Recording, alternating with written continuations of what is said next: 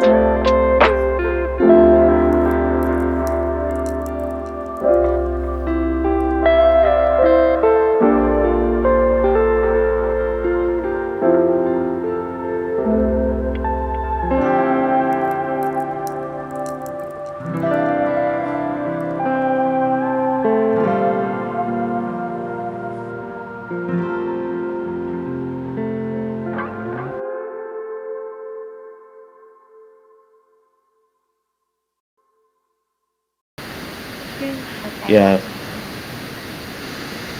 That was beautiful. Thank you. Definitely had a feeling of zen with the music and it's nice. What inspired you to paint that?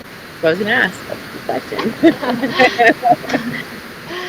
I think the freedom of love. I had this dream. I was dreaming, and there was this scene, and it was night, but it was colorful and it was bright. And there were two men dancing down a street that was lit by flowers, and so that's what I drew. And I think that freedom to express what we love and who we love is so important to humanity, and it's important to allow and important to cultivate in our community and our lives. And I feel like that's really a force that we can use to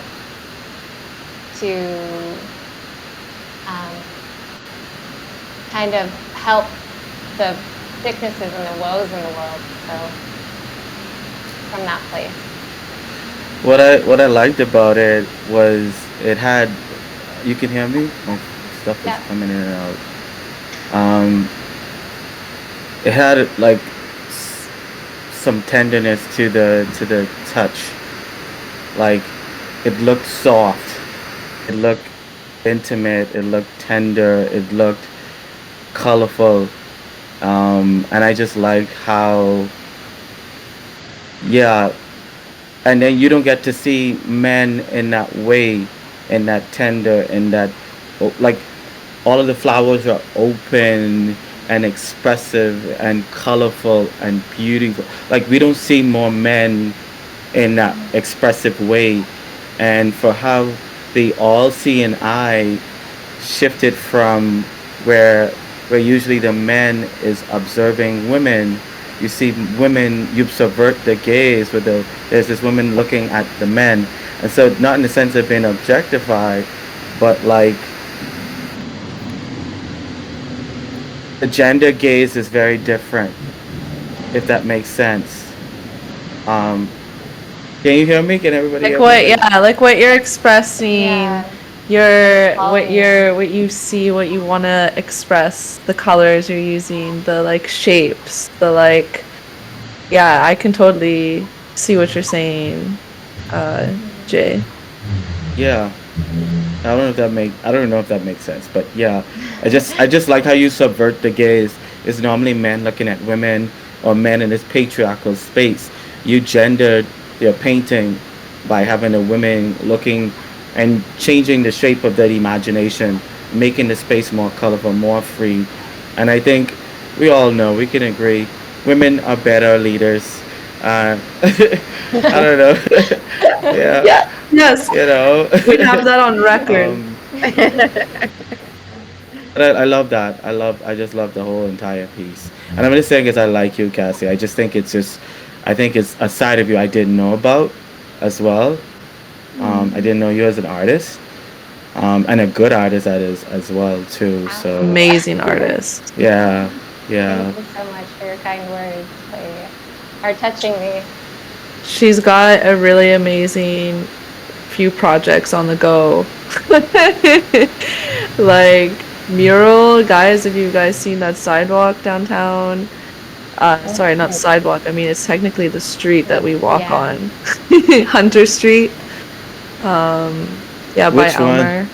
Oh, Hunter okay. and Elmer, like Okay. the stretch in front of the Only from like Sandy's Convenience I think to I've the seen parking that. lot. Yeah, with like canoes and lily pads. And a picnic. So yeah, it should be finished Yeah. by next week. So that's when all the pylons and all the cones will be pulled away. So we'll be able to enjoy it in its entirety, which I'm really excited for. That's amazing. Yes. Yes. And you're working and go on. Oh no, you want to say it? I was gonna say you were working on it with this really amazing artist Miguel. What's his last name? Miguel Hernandez. He Yeah, kind of and inspired this painting as well. So don't tell him that. He'll his ego will get like the biggest stroke. No, but no, he's amazing. He's an amazing artist, and Yeah, I he don't want to tell him painted. the story for him, but I do Yeah, have a he. question though. yeah. Like besides Miguel, like where do you pull, like where do you pull from? Like who inspired you in the like in the initial beginning, of doing painting? Like we all have somebody. Like I have a Toni Morrison, James Baldwin. I look to these literary giants for Hmm. inspiration and some of their work. Like some what artists kind of spill into your work or where you draw from?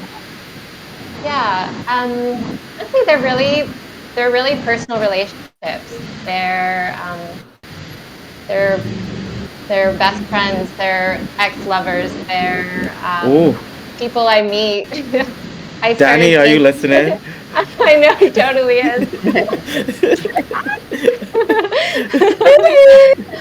But that's how I started painting was after a heartbreak with a painter, an artist, and Oh, I saw the solace that he found in it, and I tried it, and I was like, oh wow, this is pretty nice. And I've gone down my own path with it, and I love it. So I love Or that. I was laughing at Danny's comment. Wait till you see the ones about the current lover.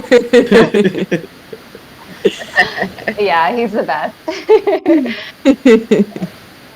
So I mean, I do admire great artists and those mammoths, the giants, and the pillars of the artist world. But they also, you kind of see the same ones. I feel like there's so many artists that I haven't discovered, I haven't seen, and then I also just look at the people around me and the artwork that they do and what their passions are and that I think inspires me even more than the people who've gotten the most recognition for their work. For sure, Mhm. for sure. Mhm. It's always, I don't know. It always seems like, you know what what constitutes art if it's not in a gallery, if it's not in a public space, like not a mural, but a mural is also like you've now gone into this public space. But I feel like if it's not in like a gallery or a museum, then it's Right. not considered quote unquote art, right? Exactly. And we And all and know and it's all like white men that Yep. are in the right, museums right, and right. That's how they and This like keep it up above you. They're like, no, this is art, and what you do, no, that's not art. And then they're like, yeah, stop that's a doing what you're hobby. doing. Yeah. That's just a yeah, I don't know. So But this is the thing about Borderless, right? Borderless is Subverting moving out. that. It's I hate subverting. that. Yeah, but we deconstructing the gaze again, right?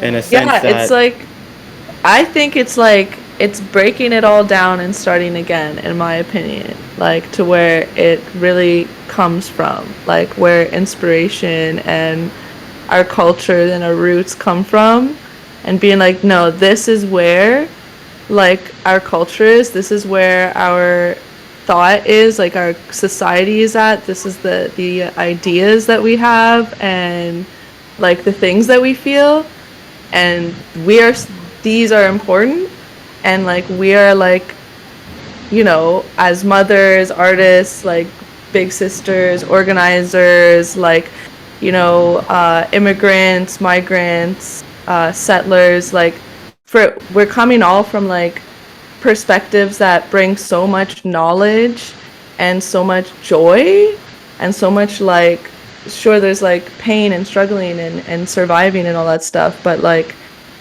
I don't know. I feel like these are the stories and the art, like of the heart and soul that is like should already be at the top, but we're like too down on ourselves or too hiding or like too, yeah, like, yeah, just letting high art or the art community as it is be its thing. And no, it's like, no, we have our own thing and we're the whole thing. Like we're not a token. There's not just one of us, there's not just two of us, three of us. We're all of it, the whole festival. because Cassie's giving me, she's giving me like in a similar way to what you're saying too, Sarah. It's like Jean Michel Basquiat. I'm a big fan of him, but Mhm. like he took the personal things of his life and made that art. and he started out as a graffiti artist, Mhm. and and then he It's came like about it at. Sorry, go ahead. it's the experiences that push you to create, to do these things that you're like, I am feeling this so much that I need to dance, I need to paint, that I need to like write these words down, follow this rhythm, to process it. Oh, we lost Jay. Hey, Yeah. Yumna, come online if you're listening. Because this is totally your kind of conversation. Yeah, I mean, I think totally like we create outside of the institutions that oppress Hey, us, Jay. right? Like we don't Mhm. need to, we don't, being involved in those communities can often feel like you're being silenced or you're being tokenized or you're being disregarded Mean. or, yeah, exactly. So it's just like, why don't I just create like what you've done, Sarah, with Borderless, is create this space where we feel empowered and we feel like we're in a group of people that with similar experiences somewhat that can share our art and have our gazes turned here instead of there, where they want to take power away from us. Mhm.